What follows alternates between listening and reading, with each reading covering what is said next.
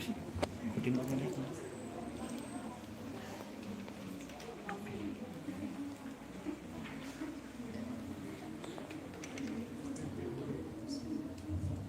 Assalamualaikum warahmatullahi wabarakatuh. Waalaikumsalam warahmatullahi wabarakatuh.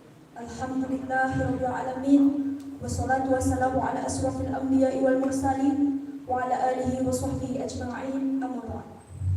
Yang terhormat pengasuh Pondok Pesantren Darul Falah, Ayah Supani dan Bunda Nur Asmaya, yang kami hormati pengurus Pondok Pesantren Darul Falah beserta jajarannya, yang saya hormati tim pengabdian LPPM Universitas Jenderal Sudirman, dan yang kami banggakan seluruh santriwan dan santriwati Pondok Pesantren Darul Falah. Puji syukur kehadirat Allah, marilah kita haturkan yang telah melimpahkan rahmat dan hidayahnya sehingga kita dapat berkumpul dalam keadaan sehat walafiat. Sholawat dan salam semoga senantiasa tercurah kepada baginda Rasulullah Muhammad Sallallahu Alaihi Wasallam yang senantiasa kita nantikan syafaatnya di yaumul qiyamah.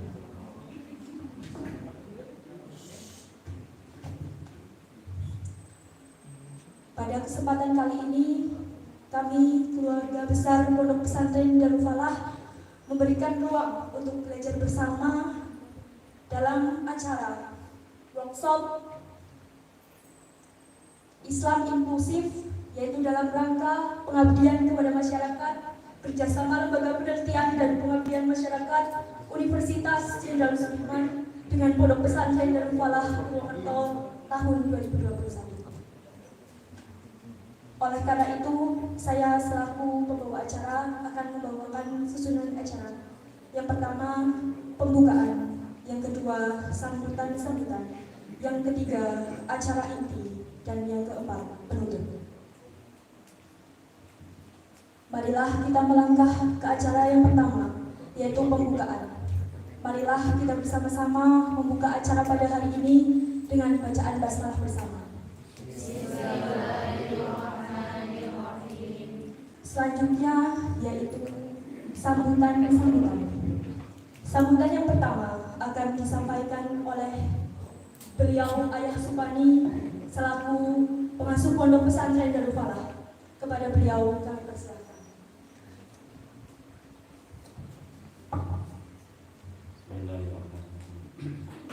Assalamualaikum warahmatullahi wabarakatuh. Waalaikumsalam warahmatullahi wabarakatuh.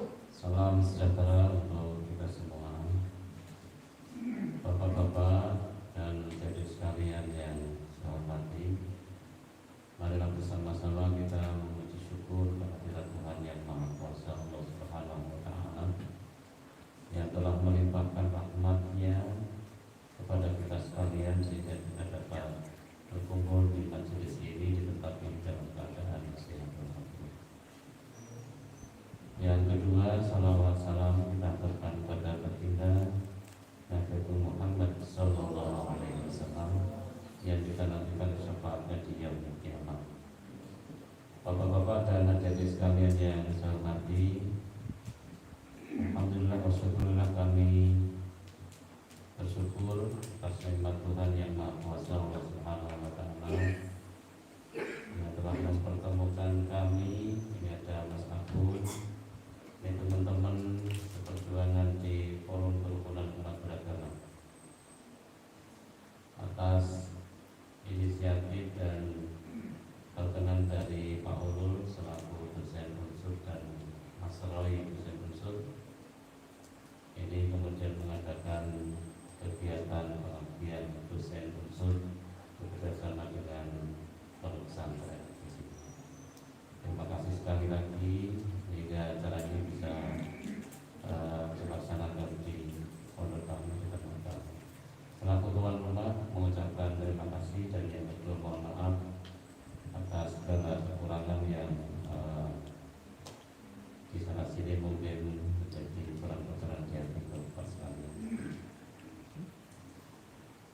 Bapak dan adik sekalian yang saya hormati, pada hari ini saya tidak menyampaikan panjang lebar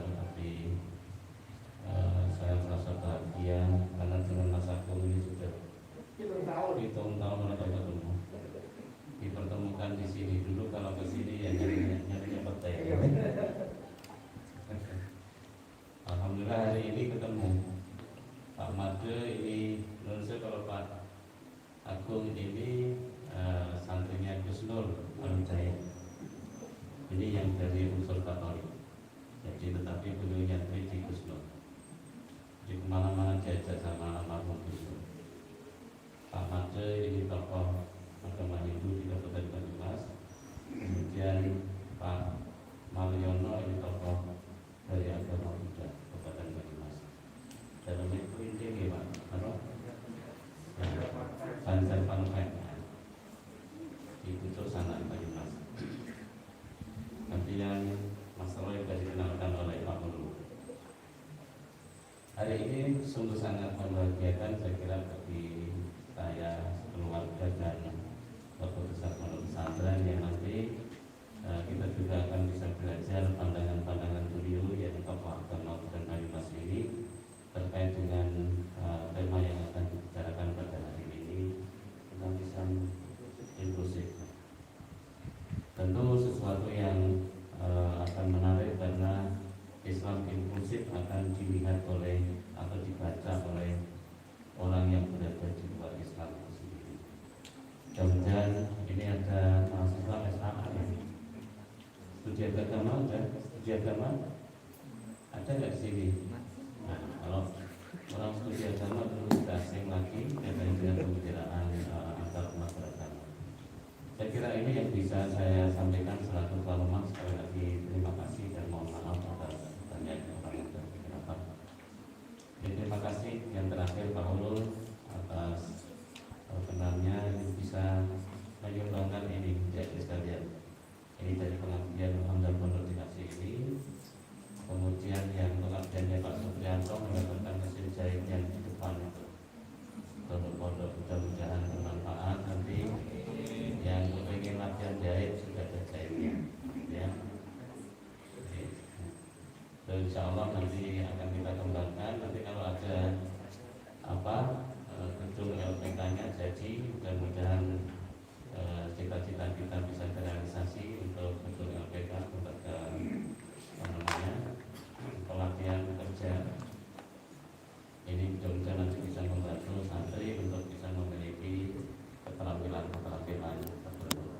Demikian kurang lebih maaf. Bila itu berkaitan. Assalamualaikum warahmatullahi wabarakatuh. Waalaikumsalam warahmatullahi wabarakatuh.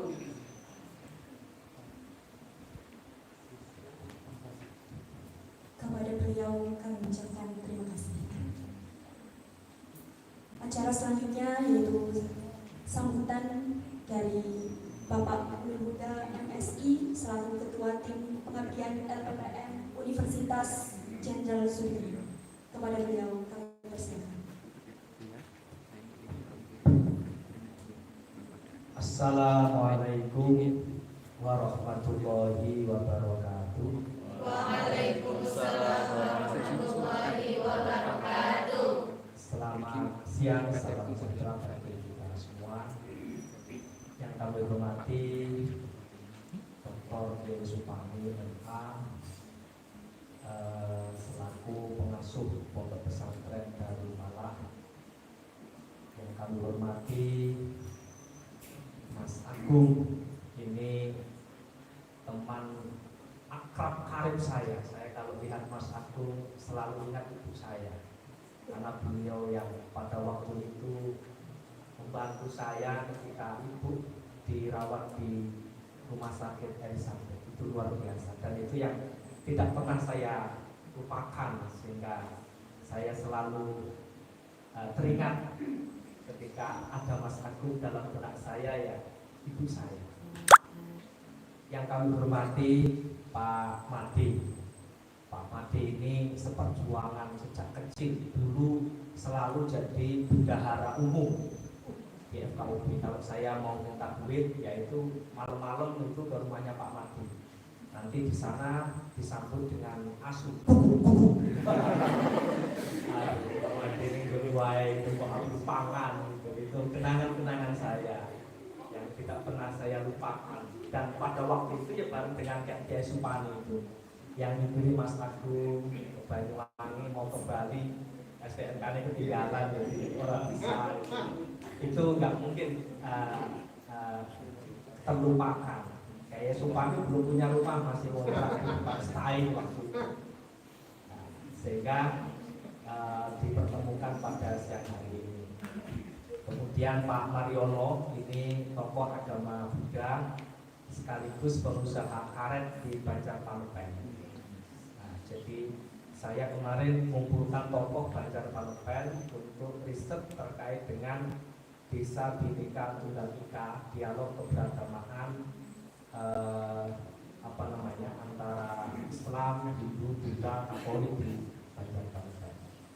Kemudian ini Pak Dr. Roy Andreas, ini kelihatannya masih muda dan ini yang sangat formal sekali. Jadi ada ID card-nya, ada baju putihnya gitu. Karena baru saja beliau menyelenggarakan rapat senat terbuka perempuan Guru Besar Kejaksaan Agung. Beliau anggota senat Universitas Muslim. Masih muda. Sekolahnya dulu beliau di Unsri, kemudian di UGM, dan ketiganya di Universitas di Jepang, lama di Amerika. Ya, sekarang beliau menjadi wakil dekan 3 Fakultas MIPA. Jadi beliau ahli kimia fisika, kimia lingkungan. Jadi riset-risetnya banyak di laut. Nanti meskipun doktornya di Jepang, tapi anggota saya. Jadi nanti kalau dikawin Pak Yai merek jadi sengaja untuk memberikan motivasi kepada teman-teman semua terkait dengan acara pada sore hari ini. Jadi pengabdian pada masyarakat ini terkait dengan tindak lanjut penelitian terkait dengan tema besarnya itu waktu itu Islam inklusif, dialog keberagamaan antara Islam, Kristen, dan Katolik. Ya, kesimpulan dari penelitian itu bahwa santri ya, yang sering berinteraksi dengan agama lain itu tingkat toleransinya lebih tinggi, termasuk santri yang sering dipakai untuk acara-acara dialog lintas agama. Pada waktu itu surveinya di Anaja.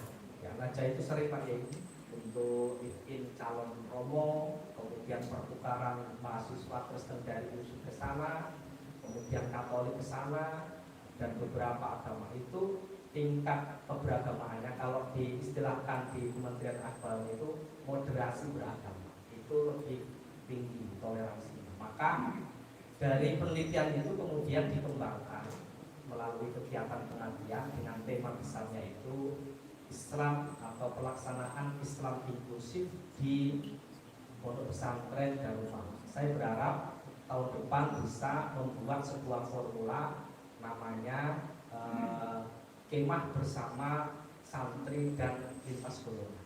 Jadi nanti ada kemah. Kemarin kita melaksanakan di Batu Label selama 2 hari di sana lintas.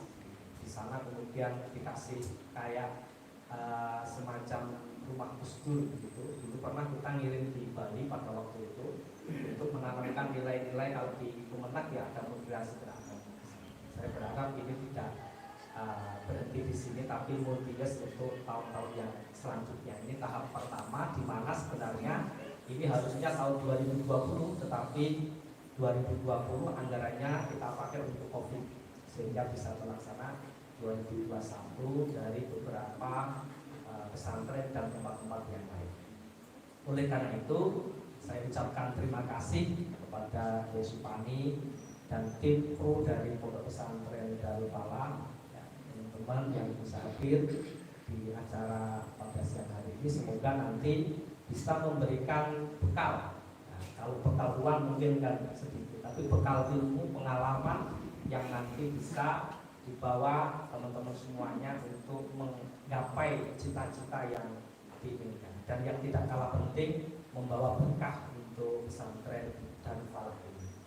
Itu sedikit dari saya dan kemarin saya sudah menyerahkan ini 2 sound system dan ini mic dan 3 dan sebagainya itu karena saya harus segera menyelesaikan Pak. Ini harus segera selesai, semuanya harus sudah selesai semuanya, apa saja, karena sudah akhir tahun September dan lain sebagainya, sehingga nanti kegiatan-kegiatan yang lainnya bisa terlaksana.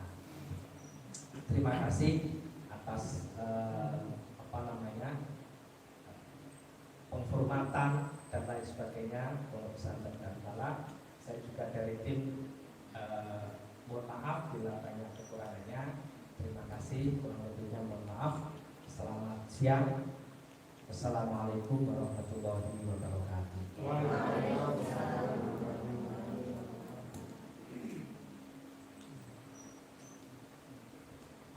Kepada beliau kami ucapkan terima kasih.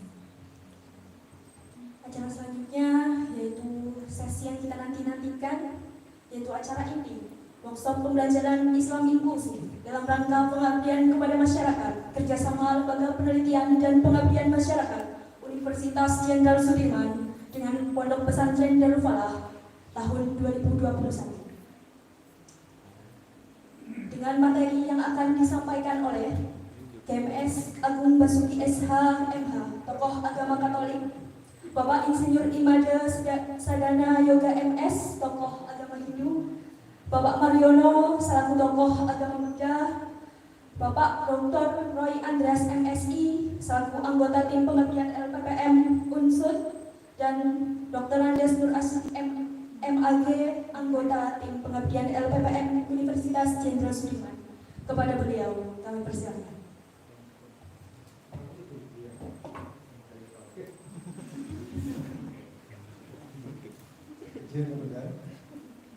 Terima kasih yang kami hormati, yang kami banggakan, Yai Dr. Sumani, kemudian Gus Gubernur, Pak Made, Mama dan Mas Rawi.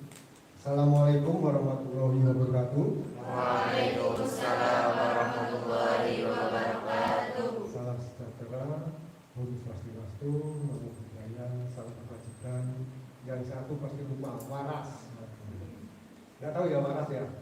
Waras itu salamnya orang-orang kepercayaan. Dan yang paling penting merdeka. Merdeka. Baik. Saya beberapa hari yang lalu ditelepon oleh Romo Kiai Sumani, tapi tidak saya angkat karena saya berzoom. Kemudian saya berpikir, kalau saya dikembali Romo Kiai Sumani, mesti mau satu. Mas petene ono. Lalu jam 6 pagi kemarin saya ditelepon Gus Gubernur. Kang, pokoknya kudu teko, kangen-kangenan. Saya 26 tahun sekretaris FKUB. 26 tahun.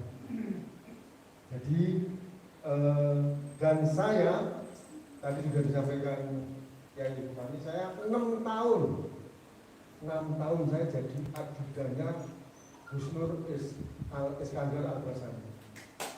6 tahun saya. 6 tahun. Saya Katolik. Jadi santriwati ini ngapusi kiai kok. Saya paham. Saya bersahabat dengan Pak Made 26 tahun. Dan Pak Mariono juga. Kalau Mas Roy baru tadi jam 2. Saya akan mengungkap yang eksklusif agama Islam dari perspektif Katolik. Intinya gampang.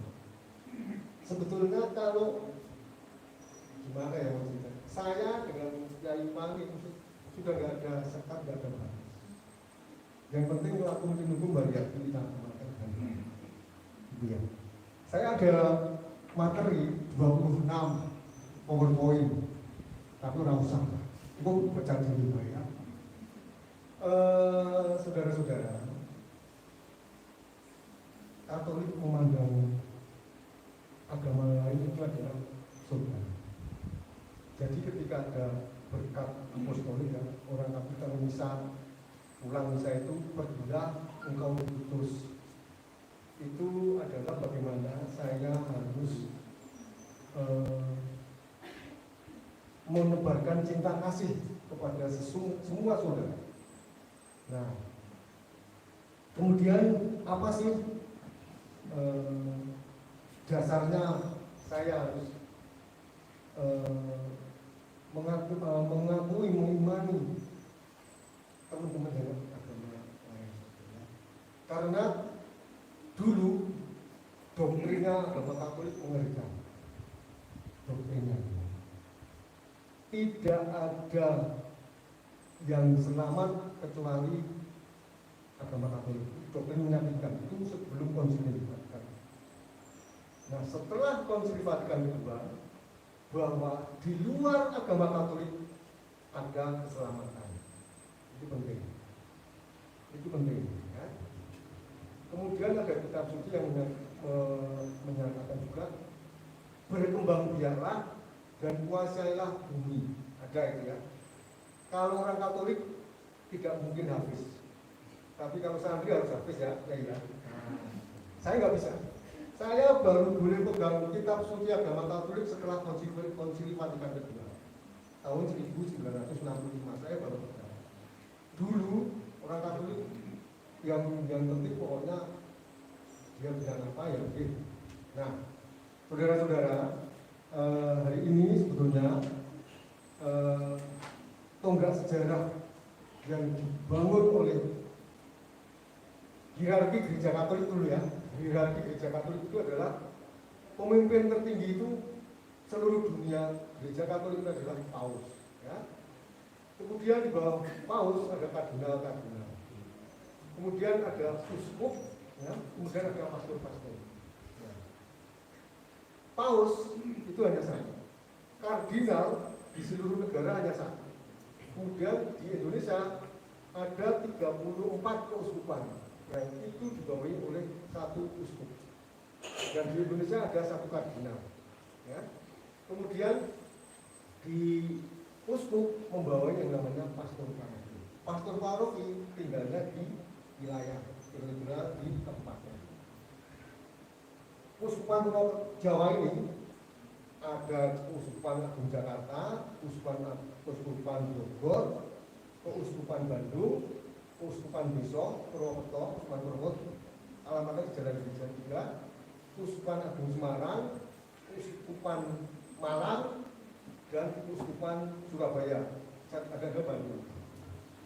Itu jadi saya tunduk dan taat pada perintah-perintah gereja. Tetapi Monsinyur Sugio Pranoto, ya, pahlawan itu, bahwa punya doktrin bahwa saya 100% Katolik, 100% saya Indonesia. Saudara-saudara, tanggal 4 Februari 2019 ada tonggak sejarah baru. 900 tahun setelah itu, baru 4 Februari 2019, Paus Fransiskus, Paus Gereja Katolik, datang ke Mesir. Nah, ini baru 900 tahun, dulu pernah ada, yaitu satu Fransiskus Asisi. Nah, bertemu dengan Syekh Ahmad Al-Tayyib. Jangan banget baca buku salah. Ini Syekh Ahmad Al-Tayyib, ini Syekh Kairo. Nah, dua tokoh penting dunia ini, yang satu dari Islam, yang satu dari Katolik, Paus, menandatangani yang namanya dokumen Abu Dhabi. Itu yang menjadi pegangan toleransi umat beragama seluruh dunia. Katolik harus berpegangan kepada ini. Nah, ini Mandanangel. Bahasa ini bahasa Jawa sih. Paus mengeluarkan ensiklik. Ensiklik itu surat yang ditujukan kepada saya, kepada umat Katolik yang kurang lebih 7 miliar itu, yang namanya Fratelli Tutti, bukan Tutti anaknya begitu, bukan. Fratelli Tutti itu adalah ensiklik. Ensiklik itu apa? Ensiklik adalah pegangan hidup umat Katolik yang Fratelli Tutti ini untuk sebagai hidup bersama dengan agama lain. Itu kan dunia lah, kita sekarang konteksnya Darul Farah aja ya. Saya dengan Gus Ulul dan Yai Supani itu yang tadi sudah saya sampaikan, sudah kadang-kadang itu tidak Islam sing politik, yang penting saling mengingatkan. Saya kalau pergi dengan Gus Ulul, Gus kayak ada akhir anak lakukan tiga terus sebanyak kantor yang lebih baik cukup. Kalau nah kemudian Katolik inkulturatif, Anda tidak sadar bahwa saya selama ini mencontoh kehidupan para santri. Dan jangan heran saya hampir FKUB setiap puasa saya selalu puasa penuh untuk 40 hari. Sebelum teman-teman muslim puasa, saya puasa dulu. Yang namanya aksi puasa bulan. Dan saya selalu lapor pada Kiai Supani, pada Gus Ulul dan Kiai Roke. Kiai kamu nutup loh. Oh iya mas, saya nggak jadi sarung dari Kiai Roke ini. Saya ada 26 sarung dengan rapor saya. Ini kan. Ini kuplok ini dari Gus Ulul. Maka Gus Ulul itu kalau punya kuplok baru, orang mungkin ditinggal di meja. Mesti tak bawa sih. Iya. Kemudian bagaimana nanti ini tak tinggal lah ya, tak tinggal nanti baca sendiri ya. Ada 20. Ini bagus. Kemudian bagaimana saya amat takjil, amat taat kepada yang namanya kiai, kiai, uskup, pastor, tokoh-tokoh agama, saya amat sangat. Saya umurnya itu kakaknya Pak Madi. Pak Madi 71, saya 62. Udah kemarin itu berapa Pak? 66. Ya saya teman bermain kelereng lah. Nah, ini sebetulnya kan substansinya kita pertemuan pada hari ini kita pengalamanku bela ya. Pengalaman saya saja. Pengalaman saya sebagai seorang Katolik hidup di Al-Hidayah ya, ya. Saya hafal betul dan di pondok pesantren. Saya tidak akan kelaparan lah kalau di pondok pesantren. Dari mulai dapur, dari orang dalam, dari siapa yang ngurusi putra-putranya kiai, banyak. Tadi saya sampaikan saya 6 tahun ngurusi menemani Gus Nur. 6 tahun. Gus Nur adalah tokoh besar, tokoh yang berpengaruh di dulu ya.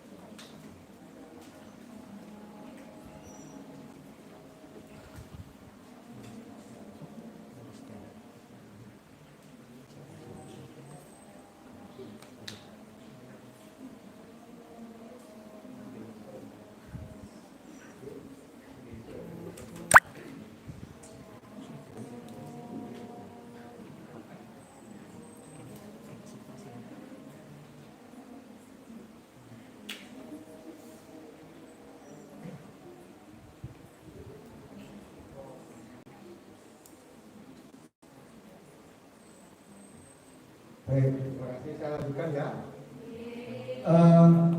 Yang penting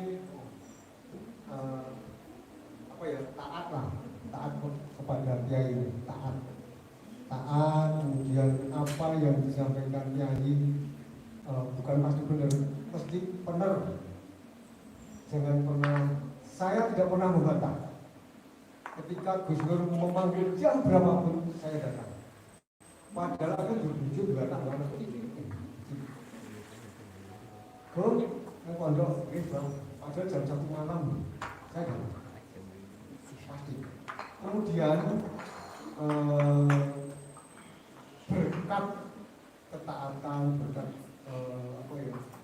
keikhlasan dan mengakui bahwa di luar agama ada kebaikan. Saya pamer nih, saya sebetulnya tahun 2014 itu saya sudah pensiun dari Kehidupan ya. Tapi sekarang saya salah satu anggota Komisioner Pemilihan Umum KPU Kabupaten Banyumas. Baik, silakan ambil dimakan. Nah, ini ya. Nah, ini ada di apa itu Abu Dhabi itu yang butir keempat itu. Dialog pemahaman dan promosi luas terhadap budaya toleransi, penerimaan sesama dan hidup bersama secara damai akan sangat mengurangi berbagai masalah. Nah, yang penting bagaimana kita sebagai umat manusia saling menghargai, saling menghormati, saling menjunjung tinggi privasi masing-masing. Insya Allah selamat lah ya, dunia akhirat selamat. Jadi bagaimana kita harus, nah kadang-kadang saya dengan Gus Nur dan Respan itu sebetulnya 20 tahun yang lalu pernah menggagas dialog antar umat beragama yang dengan teman-teman yang di sana, tapi belum itu ya waktu itu nanti sampai botol gitu. Nah ini kemudian juga kita kemarin sedih dan pernah dialami di Kabupaten Banyumas ketika ada salah satu tempat ibadah yang dibakar. Itu kita juga sedih, kita juga alami beberapa tahun yang lalu ya. Nah, kita karena saya dengan Kiai Rokib dan Gus Ulul dan Kiai Supani dulu waktu saya masih di KUB itu kadang-kadang Anda sudah pada tidurnya kita itu masih di jalan merenda apa ya mengatakan karena akibat yang kurang baik bagi apa itu kehidupan beragama. Nah, kemudian intinya adalah bahwa bagaimana kami sebagai orang Katolik sungguh-sungguh menghargai dan menghormati agama yang lain, kepercayaan yang lain dengan setulus-tulusnya dan seikhlas-ikhlasnya. Kita ini kan model teman musafir lah, hidup di dunia ini saling apa ya, belum tentu, belum tahu. Kita hanya sebatas pandangan mata ini saja. Begitu ya, nggak usah pandang panjang, nanti ada 3, nanti kalau perlu kita dialog, diskusi ya. Begitu. Terima kasih, saya akhiri. Wassalamualaikum warahmatullahi wabarakatuh.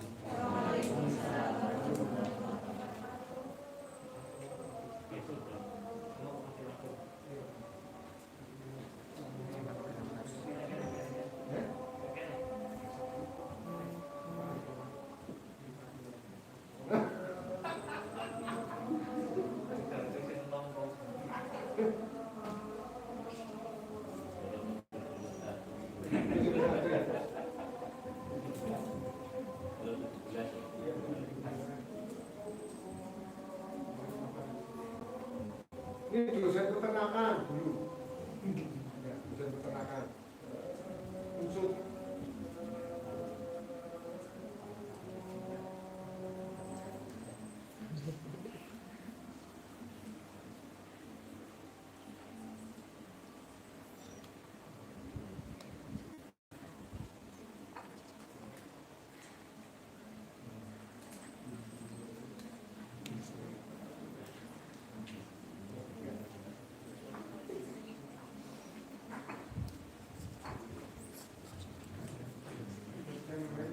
3. Assalamualaikum warahmatullahi wabarakatuh.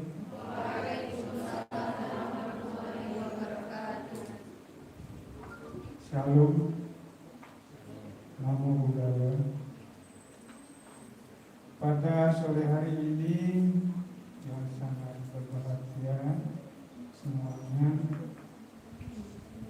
saya yang ditokohkan di dalam agama Hindu mendapat telepon dari Pak Ulul. Pak Masih tolong saya agar masyarakat saya untuk ikut mengisi materi apa yang harus saya sampaikan, karena audiensnya itu adalah para santri di pondoknya Pak Sultani. Maka saya dari Hindu, kalau materinya itu berkenaan dengan disiplin ilmu saya sendiri, kenakan tanpa bawa laptop ya sudah kesamin. Tapi ini karena berkaitan dengan agama, dan saya pun disiplin ilmu sejak keagamaan tidak berasal dari keluarga pondok atau santri. Jadi karena saya dituakan di Kota Banyumas, dan tidak ada yang investasi ada ditunjuk sebagai ketua majelis agama Hindu selama 30 tahun di Kota Banyumas. Jadi cukup lama saya menjadi ketua majelis agama Hindu di Kota Banyumas. Tak mati merah.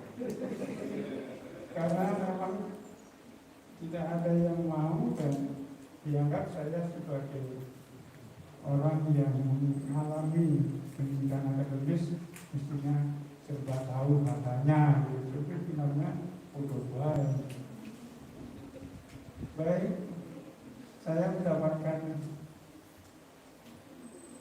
tema dari Pak Ulul, keberagamaan Ibu Isik dalam perspektif agama Hindu. Saya bingung apa yang harus saya ceritakan. Baik.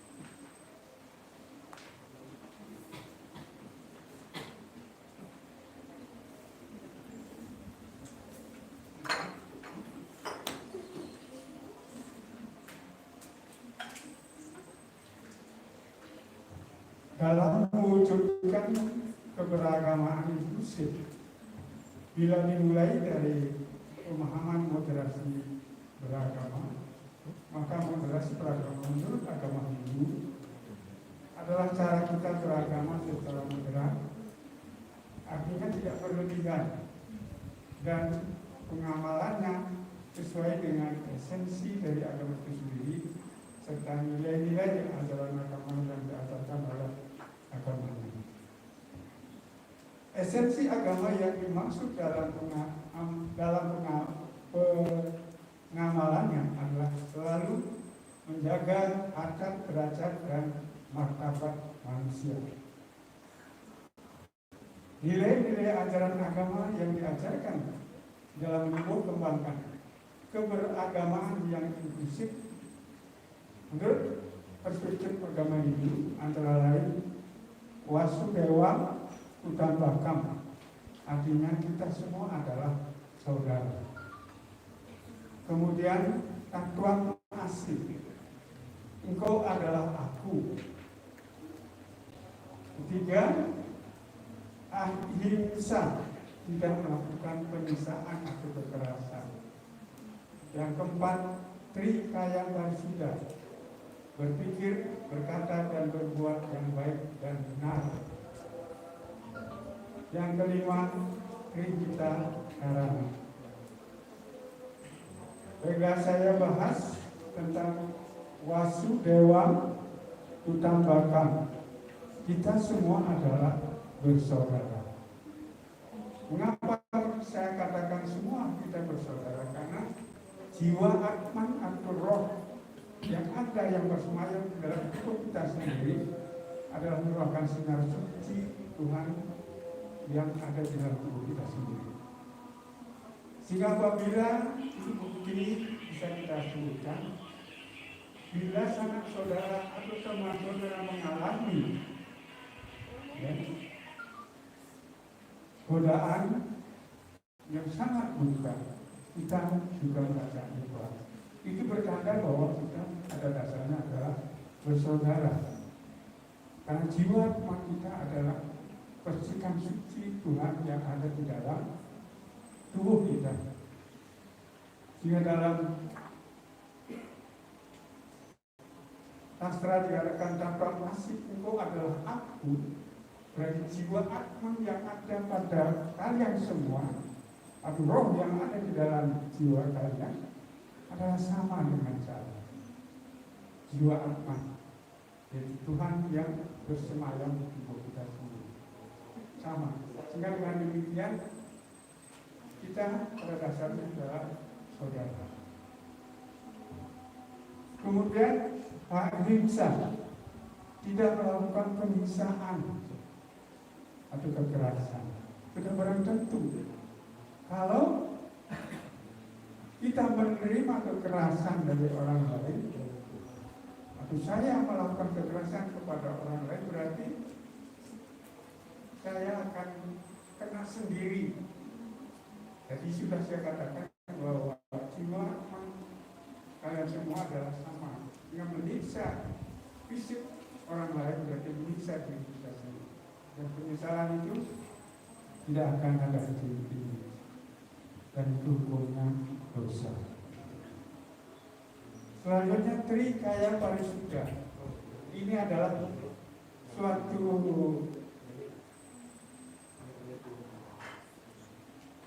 perintah dari Tuhan untuk berpikir, berkata, dan berbuat yang baik. Jadi tiga kaya parisuddha itu semua dengan disucikan. Berpikir, berkata, dan berbuat yang baik adalah gambaran kita semua. Karena dengan berpikir yang positif tinggi, maka ucapan atau perkataan yang kita keluarkan dari mulut kita tidak boleh tentu yang baik-baik. Sebaliknya apabila kita sudah negatif thinking, berpikir yang negatif, maka ucapan dan perkataan kita tidak bisa kita kontrol, bahkan menyakitkan perasaan orang lain. Jika di sini trikaya parisuddha berpikir, kemudian berucap atau berkata yang suci dan berbuat. Ini adalah trikaya parisuddha merupakan sumber dosa yang selalu menimpa diri kita sendiri. Karena berpikir yang tidak pada tempatnya atau tidak sebenarnya dan mengucapkan hal-hal yang tidak sesuai dengan perintah Tuhan, apalagi ditindaklanjuti dengan perbuatan, dosanya besar sekali. Kemudian dilanjutkan dengan tripita karana, keselarasan antara Tuhan, sesama manusia, dan lingkungan.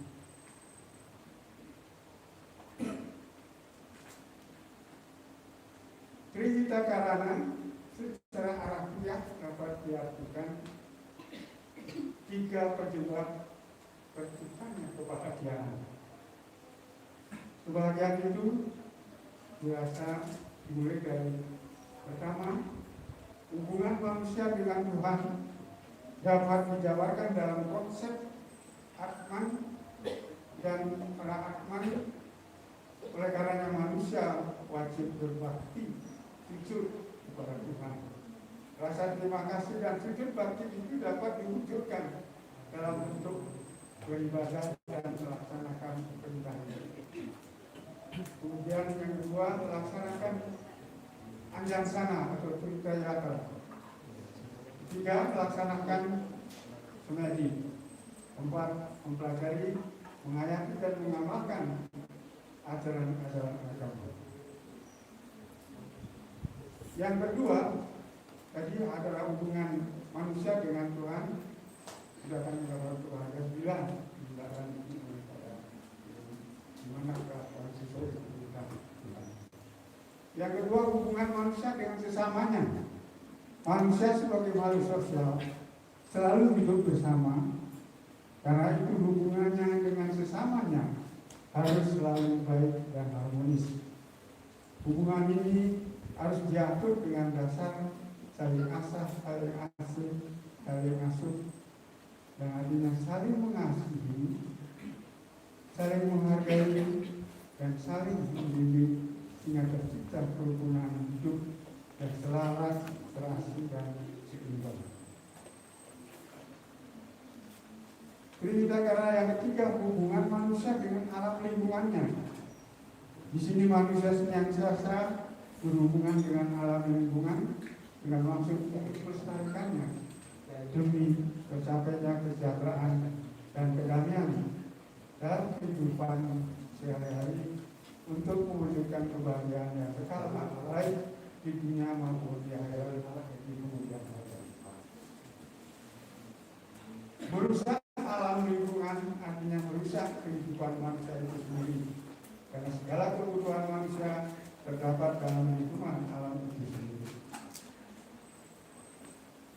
Umat Hindu berkewajiban untuk menegakkan semua bentuk pemahaman dan pengamalan keagamaan dalam sisi yang moderat. Para tokoh agama Hindu selalu mengajak kaum milenial untuk dapat memahami sikap moderasi beragama. Sebab sikap moderasi beragama menjadi formula ampuh dalam merespon dinamika zaman di mana maraknya sikap intoleransi, ekstremisme, dan fanatisme berlebihan yang bisa mencabik-cabik kerukunan umat beragama di Indonesia. Selama aparat keamanan dan penegak hukum tetap bersatu kepada rakyat untuk tetap tegaknya NKRI, maka kelompok ekstremis atau fanatik tidak akan pernah mampu memposisikan diri sebagai warga negara dan juga menganut agama supaya dapat menjadi rahmat bagi segenap alam. Mereka lupa bahwa kita sudah sepakat pada Pancasila dan Undang-Undang Dasar 1945.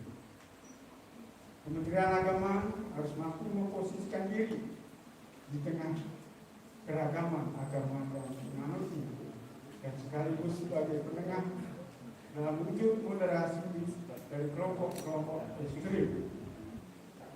Moderasi beragama adalah kunci terciptanya toleransi dan kerukunan.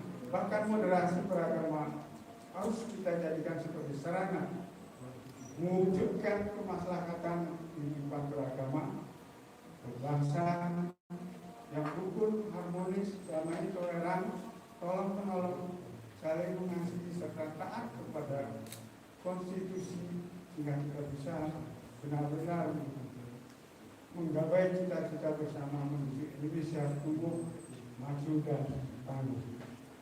Nah, demikianlah apa yang dapat saya sampaikan dalam pengaduan masyarakat pada hari ini, karena keterbatasan kemampuan saya di bidang disiplin ilmu keagamaan, ya, apalagi tadi ditunjukkan oleh Pak Ulun bagaimana Bapak Mati bisa mengucapkan ini dari masyarakat yang disampaikan kepada saya, karena beliau dia tahu bahwa saya juga pandang proses itu tentang pengabayan masyarakat harus dilaksanakan sebagai tindakan yang tinggi. Jadi, ini mohon maaf saya mungkin tidak bisa memenuhi apa yang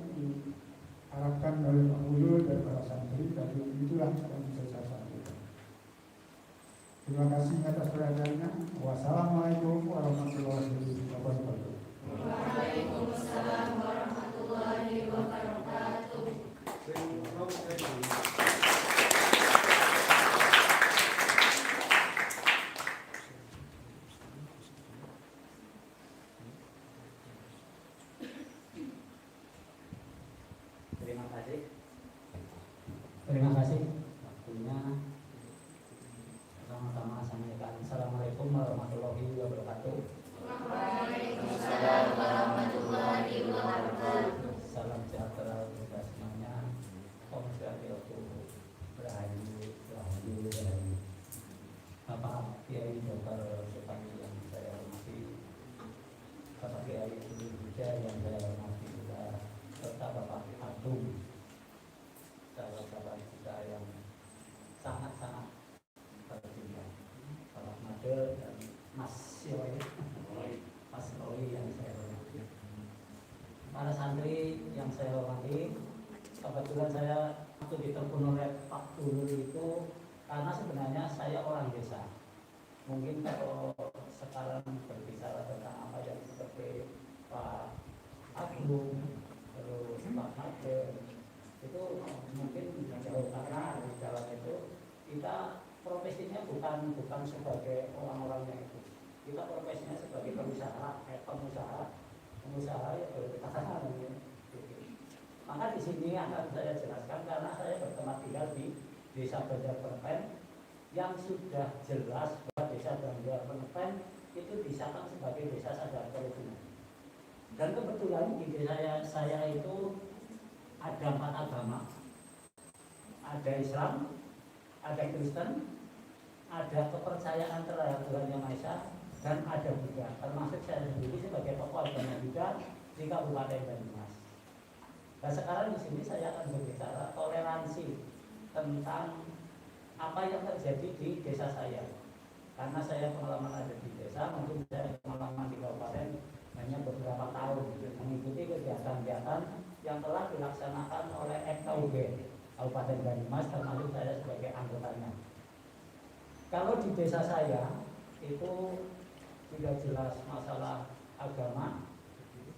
Selama ini sampai saya dari kecil sampai saya sekarang sudah berumur 66 tahun, itu belum pernah ada terjadi gesekan. Walaupun keyakinannya berbeda, tidak sama. Memang kalau sudah tidak sama, apa harus disamakan? Tidak mungkin. Maka kalau sudah berbeda, sekarang bagaimana kita bisa mencari supaya bisa guyup, bisa rukun. Ini yang saya laksanakan. Maka kalau di tempat saya itu, contoh sekarang misalnya seperti saya membangun wihara, orang Muslim, orang Kristen, dan orang kepercayaan ikut bekerja sama. Sebaliknya, ada pembangunan masjid atau kebetulan di lingkungan saya dekat masjidnya, pada waktu itu dia malah seolah-olah merasa kebingungan ini gimana kalau dulu namanya warung Waluyo yang diburu. Kebetulan saya waktu ke Temanggung bersama dengan mereka, dia bilang sama saya, Mas Romo, kalau di sana ada pembangunan masjid, sampaikan saja supaya menghubungi saya. Itu betul. Saya sampaikan kepada dia dan dia langsung menghubungi, dan kebetulan sampai sekarang dia berdiri. Nah makanya saya dengan masyarakat yang ada di lingkungan sana itu sangat-sangat akrab dan sangat-sangat rukun. Walaupun misalnya saya di lingkungan masyarakat ada pertemuan-pertemuan, sedikit pun tidak membicarakan tentang agama. Tidak, karena sudah tahu bahwa ada Islam, ada Kristen, ada kepercayaan, dan ada Buddha. Itu jelas sudah beda, tidak sama. Maka kalau sudah beda, tidak perlu harus disamakan. Lebih dalam agama Buddha sendiri, saya punya seperti Pak Made tadi. Maka kalau di dalam agama Buddha melaksanakan sembahyang, tidak seperti panjenengan sekalian. Kalau saya melaksanakan kebaktian, ya kalau 1 hari 1 malam saya 2 kali melaksanakan kegiatan kebaktian. Jam 6 pagi dan dengan jam 6 sore. Nah terus kita cara berdoanya terus gimana? Karena di situ di dalam kebaktian umat Buddha harus menyebutkan Triratna. Triratna berarti 3 perlindungan, yaitu kepada Buddha, kepada Dharma, dan kepada Sangha. Kalau Buddha boleh dikatakan salah satu guru agama Buddha yang juga wafat beberapa tahun yang lalu. Kalau Dhamma itu termasuk hasil daripada ajarannya, ajaran Sang Buddha, ditulis di kitab suci Tripitaka. Sangha itu yang melestarikan atau mengembangkan sampai sekarang. Maka ada anggota-anggota sangha termasuk di Bhatiraden salah satunya, di Padepokan Astabrata itu salah satunya kita sangha di Banyumas. Itu yang selalu kita mengadakan kegiatan-kegiatan seperti itu, dan kita misalnya di dalam melaksanakan kebaktian yang penting satu hari atau satu malam itu 2 kali, jam 6 pagi dan jam 6 sore. Dan di situ memang kita punya keterkaitan dengan bagaimana hubungan kita dengan warga masyarakat sekitar di dalam agama kita. Di situ ada 4 hal. Yang pertama metta. Metta itu cinta kasih terhadap sesama. Yang kedua karuna. Setelah saya mempunyai cinta kasih, harus memiliki kasih sayang itu dipraktekkan itu memberikan kasih sayang, memberikan apa ya. Yang ketiga mudita. Mudita keseimbangan batin. Kita melihat teman-teman, misalnya teman-teman yang sedang menderita, harus ikut menderita. Dan kalau melihat orang yang sedang melaksanakan kebahagiaan, ikuti kebahagiaan. Tapi kebanyakan kalau kita lihat dalam kehidupan kita sehari-hari, kalau orang melihat orang sedang menderita, seolah bagaimana ya? Katakan tahu. Tapi kalau sedang melihat orang bahagia, hati kita atau hati orang kebanyakan merasa iri hati. Nah ini yang kadang-kadang antara keseimbangan pandangan melaksanakan ajaran agama dengan praktek dalam kehidupan sehari-hari itu yang menjadi centang. Maka di dalam agama Buddha terdapat yang terakhir itu UPK. UPK kalau kita juga bisa melaksanakan cinta kasih, kasih sayang, mudita, rasa kita atau pikiran kita harus tenang, tentram.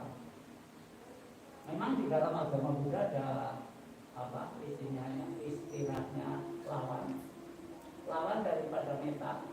Itu di dalam agama Buddha orang Buddha ditekankan harus bisa mampu mengembangkan metta, karuna, mudita, dan upeka. Jangan lalu mengembangkan lawannya itu dosa, lobha, iriya, moha. Kalau dosa itu di dalam agama Buddha dengan bahasa yang itu bahasa Pali disebut kebencian. Kalau bisa kita jangan sampai membenci sesama, karena itu lawan dari metta. Kedua yaitu dosa lobha. Lobha itu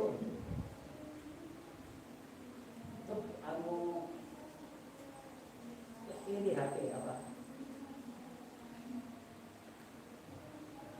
dosa lobha moha. Dosa lobha itu kecelakaan, moha itu kebodohan. Kebodohan itu bukan lalu tidak bisa membaca dan menulis, tapi kebodohan di dalam agama Buddha tidak bisa membedakan mana yang benar, mana yang tidak. Ini. Lalu yang irsia itu iri hati yang saya sebutkan tadi. Kalau orang melihat orang lain bahagia mestinya harus senang, tapi kadang-kadang melihat orang lain bahagia malah saya iri hati. Itu gitu. Nah, yang terakhir adalah itu tadi. Maka di dalam agama Buddha itu harus benar-benar bagaimana sih saya supaya bisa melaksanakan sesuai ajaran yang disabdakan oleh Sang Buddha supaya kita kembangkan. Jadi dalam kehidupan di masyarakat, di lingkungan apapun bentuknya, asal kita benar-benar bisa mengembangkan itu, tentu tidak mungkin akan ada gesekan atau serentak dengan agama-agama lain. Yang penting kita laksanakan sama-sama mempunyai pandangan bagaimana supaya kita hidup di masyarakat ini benar-benar mempunyai budi rukun yang tidak menyalahi apa aturan yang ada di negara kita ini. Kita sebagai umat Buddha tetap berpadu kepada dan mengakui bahwa Negara Kesatuan Republik Indonesia itu dasarnya Pancasila, Undang-Undang Dasar 45, Bhinneka Tunggal Ika itu sudah dianggap harga. Makanya NKRI itu saya harus benar-benar hidup di negara Indonesia, walaupun apapun bentuknya bagaimana tetap kita menghargai sesuai dengan ayat. Di sini kita tetap minta karena di dalam agama Buddha selain kita membangkitkan Aruna, Mudita dan Upeka, dalam melaksanakan puja bakti kita mempunyai 5 tekad yang disebut Panatipata Weramani Sikapadang Samadhyami. Aku bertekad akan melatih diri tidak akan melakukan pembunuhan makhluk hidup. Itu tekad-tekad yang selalu setiap kita ibadah pagi maupun sore kita gunakan dan kita bacakan. Yang kedua, Panatipata Adinadana Weramani Sikapadang Samadhyami. Aku bertekad akan melatih diri tidak mengambil barang yang tidak miliknya atau yang bukan miliknya. Itu tekad yang harus kita kembangkan setiap kita melakukan kegiatan kebaktian. Itu yang harus kita lakukan. Dan yang ketiga, Amesu Micacara Weramani Sikapadang Samadhyami. Aku bertekad akan melatih diri tidak akan melakukan perbuatan asusila. Karena perbuatan asusila itu sebenarnya kalau misalnya dilakukan, itu menjadikan salah satu penyebab daripada permasalahan yang terjadi di lingkungan masyarakat. Ini sudah jelas-jelas itu. Dan yang keempat, Musyawarah Weramani Sikapadang Samadhyami. Aku bertekad akan melatih diri berbicara yang benar, tidak berbohong. Karena kebanyakan orang atau yang sering saya termasuk cuma tidak sendiri, orang supaya jangan bohong, kadang-kadang dengan keluarga sendiri saja bisa malah bohong. Nah ini yang menjadikan penyebab-penyebab daripada apa sih yang dinamakan rumah tangga. Bagaimana sih rumah tangga itu bisa tentrem, terus sejahtera?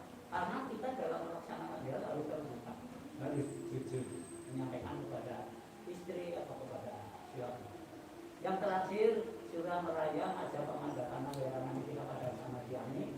Aku bertekad akan melatih diri tidak akan melakukan minum-minuman yang menjadi mabok daripada pikiran kita. Ini sudah menjadi larangan pemerintah bahwa di dalam agama Buddha setiap kita melakukan kebaktian itu harus kita baca. Setelah dibaca jangan dibaca terus diam. Bagaimana kita bisa merenungkan apa yang telah kita baca, jangan sampai kita lalu lupa atau tidak dilaksanakan. Maka sebaik-baiknya kita teori lebih baik dibanding dengan praktek dalam kehidupan di sini. Nah ini maka kita sebagai umat beragama Buddha khusus di Kabupaten Banyumas ini, saya hanya mampu memberikan apa yang mungkin Anda butuhkan, dan dari para Bapak Kiai Pak Imani dan Pak Nurul yang minta, karena sesuai dengan kemampuan saya hanya bisa sampai segini. Bila lebih mohon maaf yang sebenarnya. Saya kata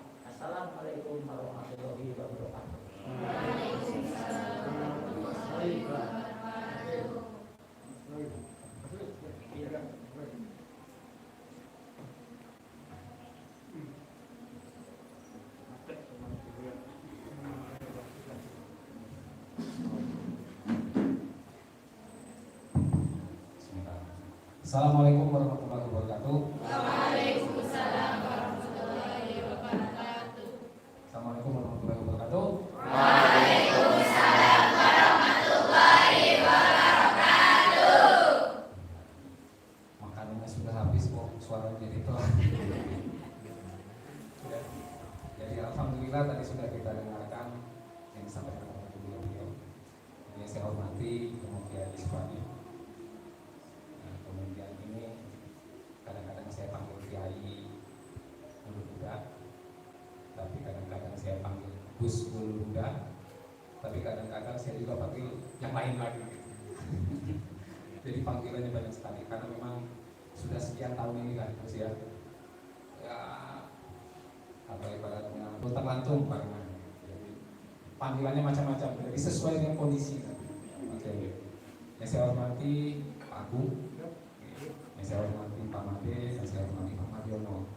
Pada kesempatan ini isikan saya mungkin hanya menambahkan sedikit lah. Semua nilai-nilai kebaikan dari Islam inklusif ataupun agama lainnya yang bersifat inklusif sudah disampaikan semua tadi. Kemudian kalau bicara tentang dalil, tentang ayat, yang tahu nanti setelah ini tanyakan saja ke Romo Kiai Supandi. Kan di sini rumahnya kan. Jadi nanti malam nanti kajiannya langsung ke Islam inklusif kita dalil-dalilnya. Nah saya hanya dalam posisi nanti memberikan beberapa pengalaman hidup tentang bicara tentang Islam inklusif. Mungkin kalau teori sudah tahu apa itu Islam inklusif, tahu kan? Ada satu. Kenapa Islam ada istilah Islam inklusif? Sudah tahu kan?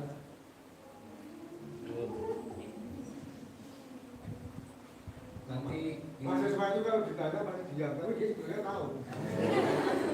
Kalau teori saya dua gitu. Yang apa? Pertama kalau sudah yang pertama kalau ditanya itu ada dua kemungkinan kalau diam. Yang pertama itu adalah dia tahu sekali, Ya. atau yang kedua tidak tahu sama sekali. Kiranya yang mana? Pasti nanti. Dari mana ya kiranya ya Pak? Ya. Jadi saya hanya sedikit lah menyampaikan apa itu Islam inklusif. Islam inklusif mungkin secara teori adalah Islam yang rahmatan lil alamin.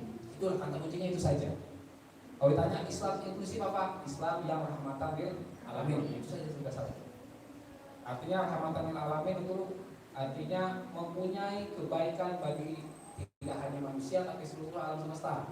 Manusia kan tidak hanya umat Islam, agama apapun memberikan kita orang Islam yang inklusif, memberikan manfaat, memberikan kasih sayang, memberikan cinta kasih, memberikan semua kebaikan untuk alam semesta, termasuk manusia, apalagi ya manusia sebagai khalifahnya bumi dan alam semesta ini. Mungkin cerita saja ya Gus ya. Ini saya kalau dalil malu lah, ngomong dalil malu. Ini sudah ada kiai-kiai. Kemudian saya kecil besar sampai dengan selesai SMA di Bengkulu. Bengkulu salah satu provinsi termiskin di Indonesia. Kalau saya dari 34 32 urutannya miskinnya itu di yang terletak di Pulau Sumatera. Jadi ini adalah provinsi yang ya, saya harus mengakui saja memang kenyataannya seperti dari tahun ke tahun tidak banyak perubahan. Saya terakhir ke sana tahun 2009, 15 tahun setelah saya meninggalkan, saya masih ingat lubang jalan itu masih di situ, saya masih ingat 15 tahun yang lalu. Jadi artinya memang sedikit sekali perubahan. Ya, mungkin salah satunya adalah saya katakan tadi, mungkin ya salah satunya adalah masih Islamnya itu masih banyak yang bersifat eksklusif. Saya hanya cerita saja. Jadi saya dari kecil saya kalau di Sumatera itu memang Nadatul Ulama tidak populer. Tidak, saya dari kecil sampai dengan SMA kemudian merantau kuliah itu saya tidak pernah dikenalkan dengan yang namanya organisasi Nadatul Ulama. Yang kami tahu itu hanya satu, yaitu Muhammadiyah. Di sana itu di Bengkulu itu Muhammadiyah banyak karena identik dengan sekolah, atau misalnya dari sekolah dan lain sebagainya. Nah, sedangkan saya dididik kiai kampungan, kiai kampung. Jadi kalau selesai sholat maghrib, nah itu ngaji, gitu kan, sampai mungkin isya bareng nanti sampai jam 9. Nah, itu yang dikatakan oleh ngaji oleh versinya kami waktu kecil.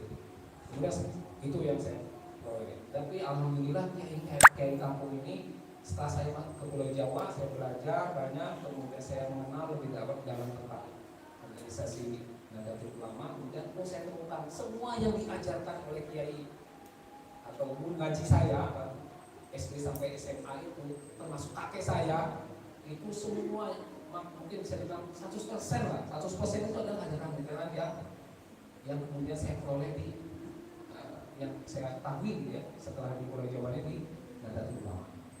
100%, mulai dari bicara fikihnya, bicara tentang tarekatnya, bicara tentang hakikatnya, makrifat itu sama persis, tidak ada bedanya sama sekali. Jadi itu. Kemudian saya kuliah ke Palembang. Jadi dari kampung, ya, tempat saya di kampung, pernah saya merasakan 8 tahun tidak ada lampu listrik. Kemudian saya ke Palembang, Madan Kota, sudah kota masuk kota. Di Palembang ternyata Islamnya memang lebih keras dari Ubud, karena di sana banyak aliran. Karena Palembang itu adalah salah satu kota terbesar di Pulau Sumatera, di mana di sana itu banyak sekali dulunya itu Raja Sriwijaya, itu tempat lalu lalang dari negara-negara lain, Cina, kemudian dari Arab juga, Arab dan lain-lain, utamanya dari Pakistan, itu banyak sana. Sehingga ada keras, begitu keras. Kemudian saya waktu kuliah ini masih kuliah semua ya? Masih kuliah atau? Ya. Masih kuliah ya? Enak saya. Waktu masa kuliah saya ditarik-tarik. Ya mungkin saya agak inilah ya, orangnya agak aktif. Organisasi apa katanya itu bagus saya ikut. Organisasi bagus saya ikut. Gitu. Kalau saya ikut itu 13 organisasi. Penasaran. Kemudian ditarik-tarik oleh yang kelompok Islam ada eksklusif. Ya.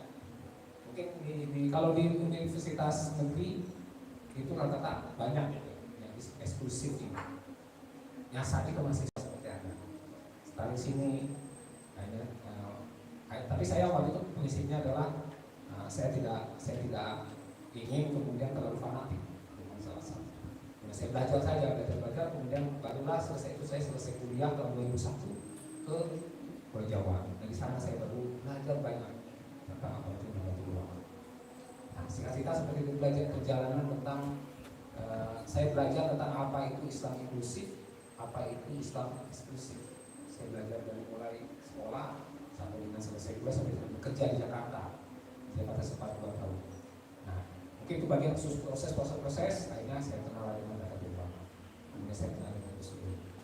Kemudian banyak akhirnya saya mendapatkan pencerahan tentang pertanyaan-pertanyaan banyak sekali di kepala. Nama saya dari tadi belum disampaikan apa sudah ya? Nama saya mohon maaf ini banyak yang tertipu sebenarnya dengan saya, termasuk kedutaan besar tertipu dengan saya. Nama saya itu Roy Andreas.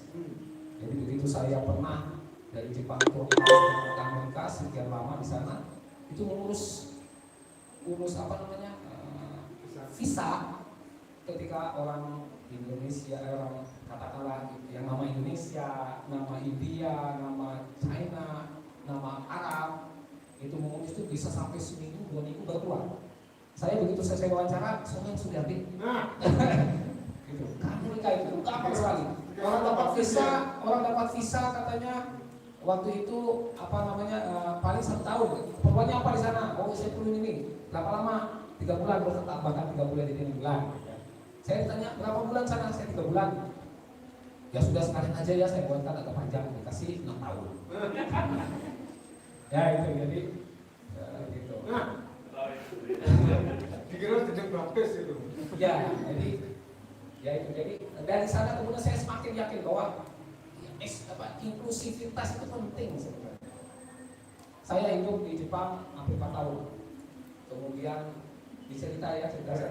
Jadi saya pernah satu saat ini ketika saya 6 bulan tinggal di Jepang, kemudian kami bingung, komunitas Muslim itu bingung karena kita sholat Jumat itu bingung di mana, tidak ada masjid satupun. Nah kemudian ketemulah seluruh umat Muslim di kota itu dari berbagai negara kumpul di sana jadi satu. Nah, yang paling semangat itu adalah yang dari daerah Pakistan. Ya keras-keras itu. Kita akan bangun masjid. Ini bahasanya adalah supaya rahmat Allah itu turun di negara ini. Seperti itulah bahasa. Kalau kita yang di Indonesia beda. Pokoknya jadi leadernya itu dari Pakistan. Saya.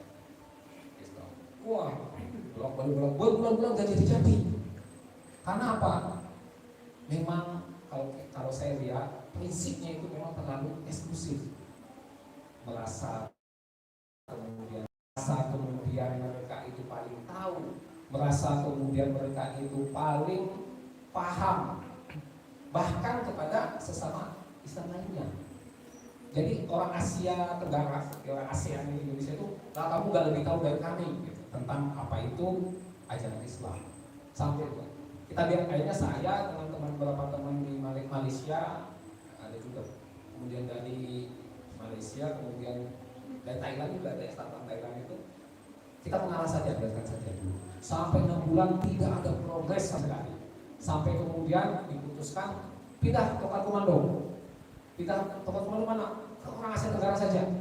Akhirnya diberikanlah pimpinan yang kita ganti dengan orang Asia Tenggara. Karena itu saat itu Malaysia lebih banyak daripada saya, orang Indonesia. Malaysia yang ditunjuk. Saya bilang yang Malaysia saja lebih banyak komunitasnya dibanding dengan saya. Begitu Malaysia masuk, itu kan Islamnya sudah inklusif ya. Islam itu terbuka, sama seperti kita. Karena saya ikut berpikir banyak. Itu tidak sampai 3 bulan kita dapat izin. Kemudian sampai kemudian ada orang Jepang asli punya gedung, dia tawarkan. Cuman ya memang harganya katanya oke, ini harga ini saja, harga kekeluargaan. Cuman harga kekeluargaan Jepang itu beda ya. Saya bilang keluarganya berapa ini? Ini gedung ini saya mau jual sekitar waktu itu 49 juta yen. 94 juta. Kalau saya pikirnya rupiah, kecil banget ini kan. Gedung sudah 3 lantai, tapi mungkin ukurannya tidak terlalu besar, mungkin setengahnya ini, setengah ini tapi 3 lantai. Itu 49 juta yen di Jepang. Itu kalau dirupiahkan sekitar hampir 6,5 miliar. Bingung. Karena orang Jepang itu waktu itu kemudian menyampaikan, saya berikan gedung ini karena kalian yang menghadap saya. Jadi ketika kita berinteraksi dengan orang Jepang itu memang Islamnya kita Islam yang terbuka, ramah dengan alamin itu memang nempel di benak pikiran mereka itu nempel, senang sekali. Sampai anak saya itu pas lahir, anak saya nomor 2 itu berebut ingin ngasih nama. Ini anak ini saya ngasih nama ya. Oh jangan saya aja ngasih nama. Banyak sekali yang ngasih nama. Melihat bagaimana mereka kayak mendapat pencerahan bahwa Islam itu membawa sebenarnya kasih sayang. Nah, itu yang dibawa oleh Islam kita ya. Di Indonesia ini pada umumnya atau dominan atau yang paling banyak itu seperti itu. Itu tidak pernah dikasih. Tapi ya orang Jepang kan memang orang kaku. Dia sampaikan, oke, kami ini dengan harga keluarga, ya mungkin kalau bukan harga keluarga mungkin jauh lebih mahal dari itu. Itu. Dan dikasih waktu hanya 1 bulan. Pusing sekali. Dan ketika kami mengatakan iya, maka akan dia pegang kata-kata kita. Orang Jepang seperti itu. Jadi kalau meleset 1 hari saja, kami itu taruhannya umat muslim di kota itu tidak akan dipercaya lagi oleh orang Jepang. 1 bulan. Nah ini kita padahal kita sudah nyari ke tempat lain, nggak ada yang masih. Ini ada 1 pengasi, cuma dikasih waktu 1 bulan harus 6 miliar sekitar itu. Kalau dirupiahkan, kami 0, nggak punya kas sama sekali. Tapi kemudian kita yakin saja, kita terima tantangannya 1 bulan siap. 1 bulan itu akhirnya saya meninggalkan kuliah dulu 1 bulan. Keliling hampir seluruh kota besar di Jepang kami datangi. Semacam itu ya, donasi lah ya, presentasi, depan siapa, kedutaan, saya tinggalkan kuliah saya 1 bulan lah, berarti kurang lebih. Pokoknya tidak masuk 1 bulan, saya izin ke profesor saya 1 bulan saya tidak masuk. Kenapa? Ada urusan sangat penting. Nama baik saya, ya sudah 1 bulan. Saya pergi. Akhirnya dari pengalaman nomor masjid itu saya tahu Jepang dari ujung apa ibaratnya kalau kita dari Sabang sampai Merauke jadi tahu gitu gara-gara sekarang harus mencari kan. Tapi alhamdulillah ya setiap kali kita ngobrol di forum apapun, bahkan di forum orang Jepang sendiri, bila kita menyampaikan kita menyanyikan seperti ini karena begini, setiap kita datang itu dana mengalir ada. Sampai kemudian besoknya pembayaran, kita janjian jam 2 sore kalau jam misalnya itu jam 2 sore. Kita masih kekurangan sekitar 2,5 M apa ya? Padahal kita taruhannya kalau jam 2 siang besok itu tidak terbayarkan, kemudian habis nama baik umat muslim. Ya alhamdulillah waktu itu 2,5 dalam waktu tidak sampai 24 jam itu bertemu lama sekali, cepat sekali, sampai dengan besok tanggal 1 jam sebelum berangkat uangnya berlebih. Akhirnya kami bisa beli parkiran lagi, tanah untuk parkir kendaraan kalau mau sholat di sana. Nah saya tanya, kemudian untuk pengalaman kedua banyak yang bertanya kepada kami ini, kok bisa ya dapat dana segitu cepat dan banyak sekali. Kata kalau setelah kami kaji ternyata ya itu tadi Islam inklusif itu memberikan efek luar biasa, tidak hanya kepada sesama orang Islam. Jadi kasih sayang itu memang nilainya universal ya. Di semua manusia, apapun agamanya, apapun suku rasnya, mau kan memberikan kasih sayang. Ada yang tidak mau kemudian diberikan kasih sayang? Tidak ada. Kita ingin dikasihi, kita ingin disayangi. Nah, Islam inklusif kalau saya menangkap itu ada di sana. Sampai kemudian berdiri masjid itu kita 1 tahun renovasi dan lain sebagainya, akhirnya itu belum renovasi loh, baru beli gedungnya udah 26 sekian miliar. Renovasinya di sana 20 bulan. Rumah paling murah 5, kalau di sini tipe 45 apa lah ya. Kalau 36 nggak ada, nggak boleh di sana. Kayak katanya sudah dianggap tidak manusiawi lah rumah tipe 36. Tipe 42, 45 itu meter persegi itu dana yang dibutuhkan 1,5 M. Bikin rumah. Itu tipe 42. Kalau dirupiahkan sekitar. Caranya terus jadi. Nah itu salah satu. Jadi kenapa seperti itu kita melakukan pendekatan ke semua orang, tidak hanya orang umat muslim, tapi juga dengan semua, dengan cara tadi pendekatannya dengan kasih sayang. Kita jelaskan bahwa kami seperti ini kondisi, tidak kemudian kami mengatakan dengan arogan mengatakan bahwa kami butuh ini karena ini tidak. Dan kami ya maaf tidak kemudian menyentil ataupun berusaha untuk memosisikan kita ini kok lebih pintar, lebih baik, agama kita kemudian lebih tahu segalanya dibandingkan dengan yang lain. Nah itu sudah selesai yang itu pengalaman pertama. Yang kedua itu saya pernah yang namanya beasiswa kadang-kadang sampai kadang enggak ya, kadang-kadang telat. Kemudian bahasanya gini lah, saya baik harus bayar SPP, kalau tidak bayar saya demo dari universitas itu ya, kalau tidak dibayar dikasih waktu hanya sekian hari. Kemudian yang membayarkan SPP saya itu orang Jepang asli, 1 semesternya itu 45 juta, saya harus bayar 2 semester 90 juta, padahal saya bawa anak dan istri di sana, bingung saya. Tapi kemudian semua dibayarkan. Itu karena saya itu kok merasa seperti punya saudara. Jadi sesama orang Jepang sendiri, mungkin kalau cerita panjang lebar. Jadi hubungan antara anak dan orang tua di Jepang itu tidak seperti anak dan orang tua seperti Indonesia.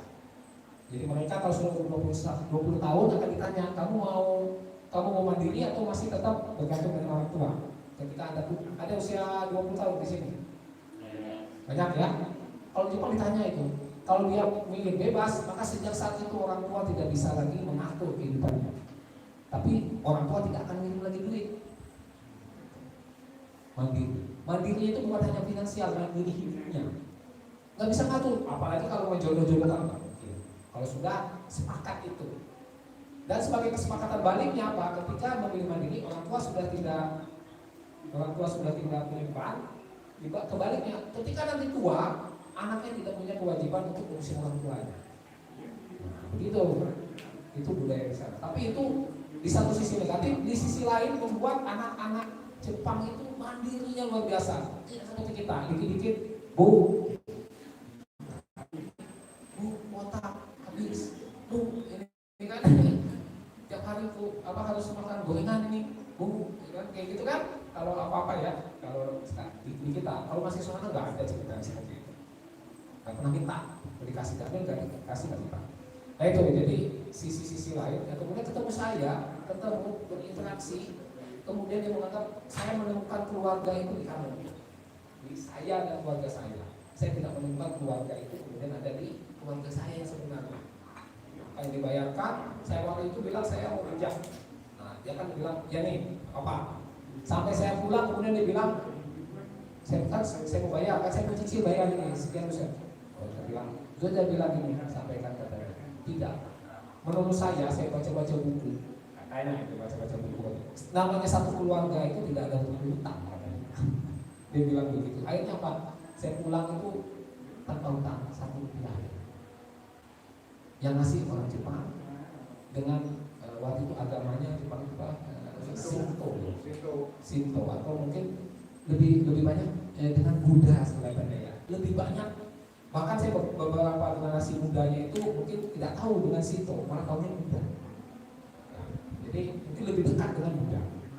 Dia bayar sampai saya sebelum pulang 1 minggu, karena istri dan anak sudah belum pulang, saya seminggu itu diajak keliling seluruh Jepang ke lokasi-lokasi strategis di Jepang untuk mengetahui kultur dan budaya Jepang. 1 minggu dia sediakan mobil, dia bayar bensinnya, dia bayar makan segala macam. Katanya apa? Karena kamu adalah keluarga saya. Nah, keluarga itu tumbuh, yang namanya keluarga ya Pak, ya kan semua ya. Namanya satu keluarga itu pasti saling mengasihi dan saling menyayangi. Sudah. Jadi mungkin itu segelintir lah. Belum ketika waktu di Kanada, waktu di Amerika sama. Ternyata manusia itu sama lah, mau ngasih apa saja sama. Dia sangat nyaman sekali berinteraksi dengan orang yang membawa kasih dan sayang tadi. Ya kalau kita bahasa sebenarnya Islam inklusif tadi. Kita ya sesama muslim ngaku saja, dijawab jujur. Kalau ada yang kamu dibilang itu kamu sholat kamu salah. Misalnya, sholat kamu itu gak ada dalam ajaran Nabi, itu bid'ah. Sakit hati nggak?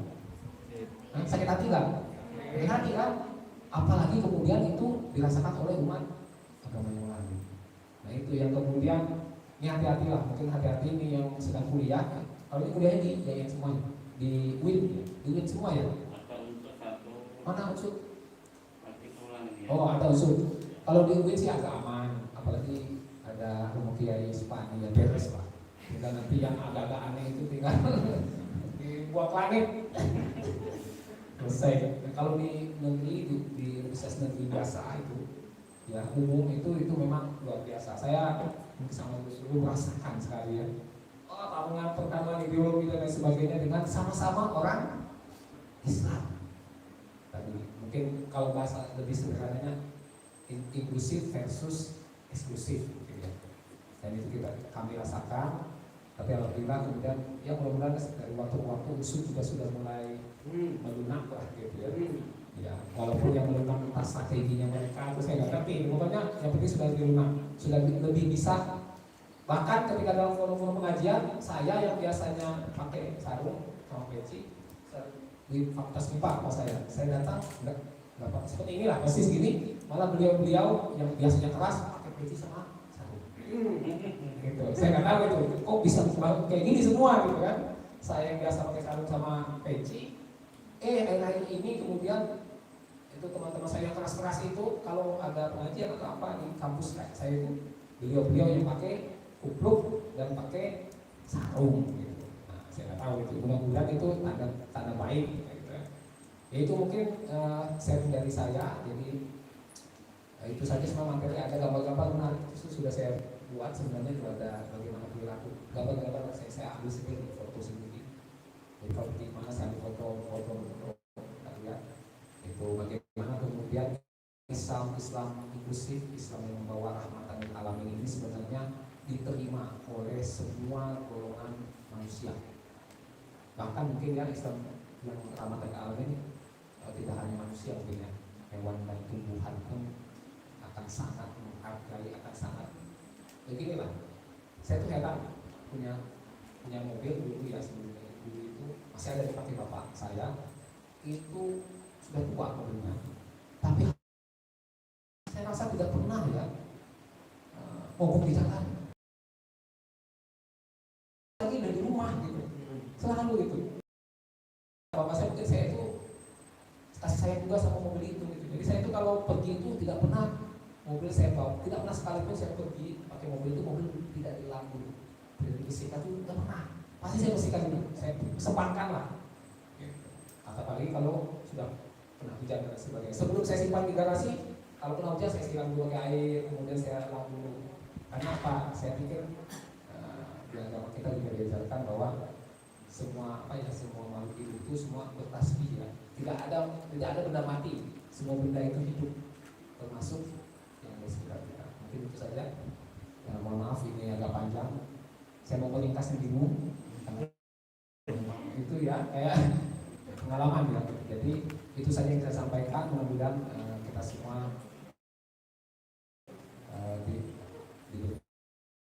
diberikan selalu rahmat dan hidayah dari Allah Subhanahu. Narasumber ini sudah jam 4, tetapi saya kasih waktu maksimal 10 menit aja ya, maksimal 10 menit untuk diskusi.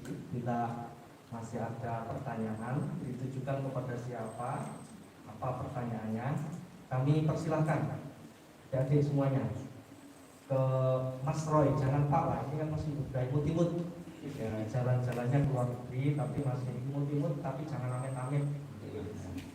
Apa Dono, Mbak Made, atau Akun maksudnya. Kami persilahkan. Siapa yang ingin bertanya? Halo. Kayaknya cukup lah ya. Cukup. Ada yang ditanyakan nggak? Kamu kepengen beasiswa nggak? Kalau pengen nanti kamu bisa tanya ke Mas Roy.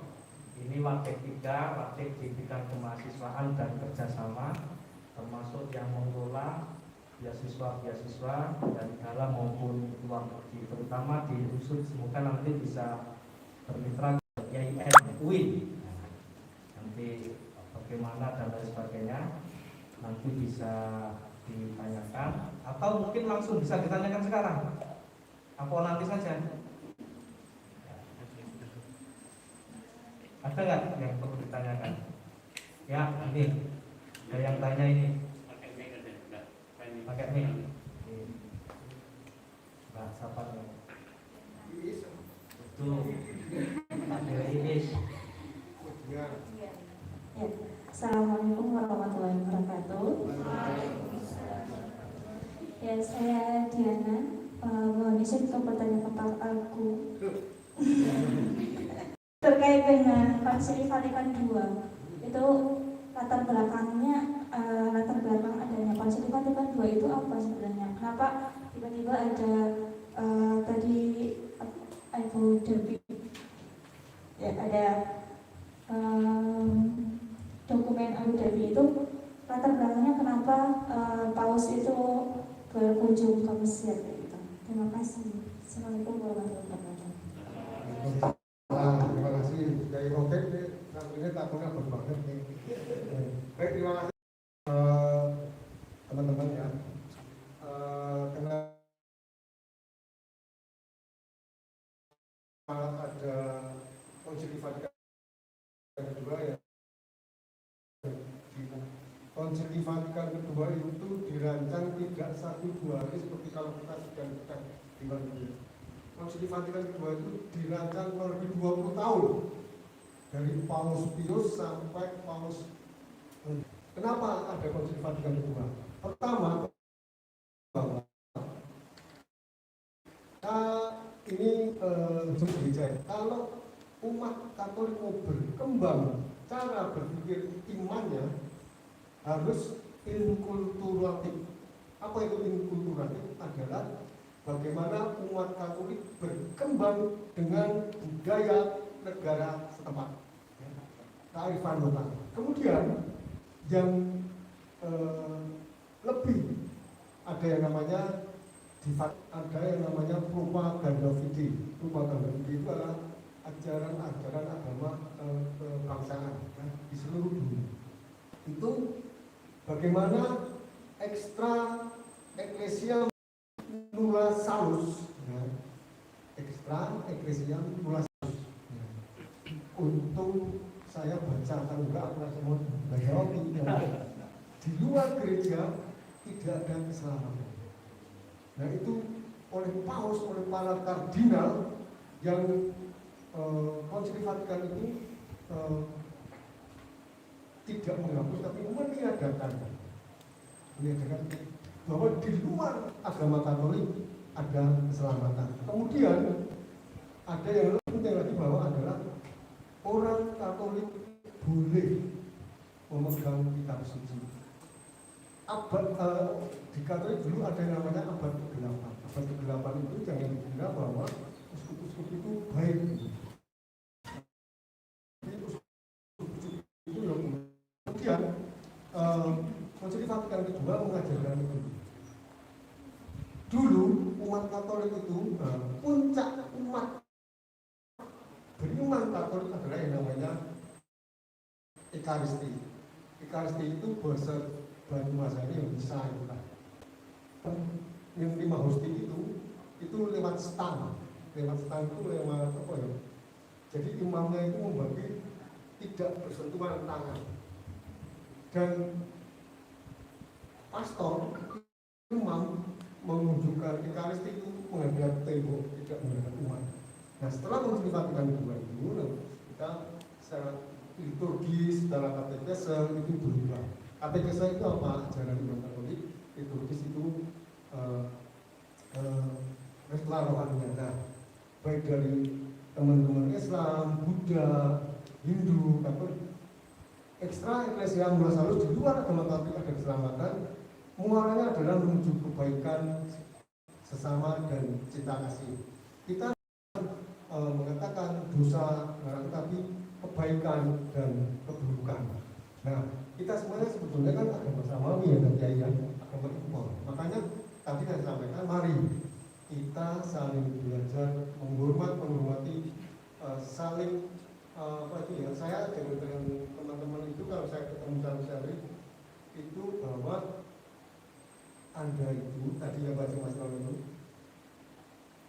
kalau sholat itu ya sungguh-sungguh kusuk, dan saya juga kalau itu gereja saya sungguh kusuk, itu sudah cukup. Akibatnya nanti adalah secara sosial kita akan menjadi baik. Jangan pernah menghakimi seseorang.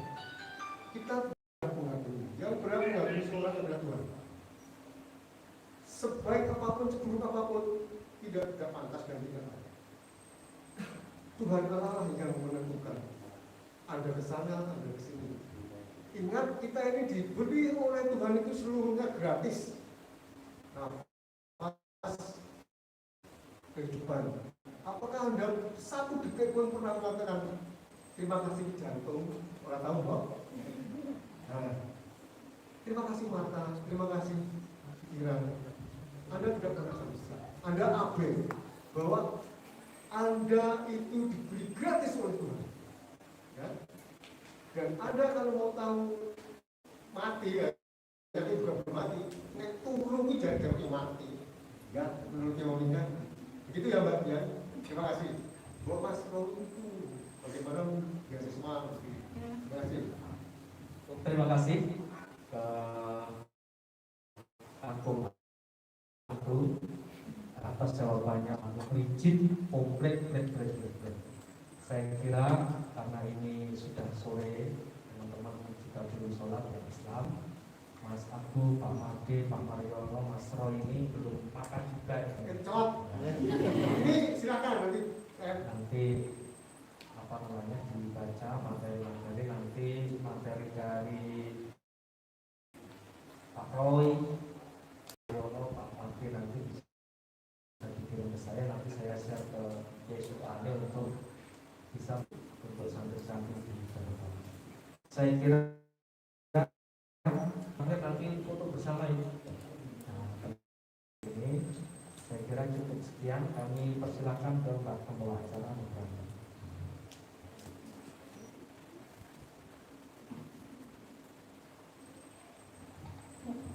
Kami ucapkan terima kasih kepada acara demi acara telah kita lalui. Sampailah kita di penghujung acara. Marilah kita tutup acara pada hari ini dengan bacaan hamdalah bersama.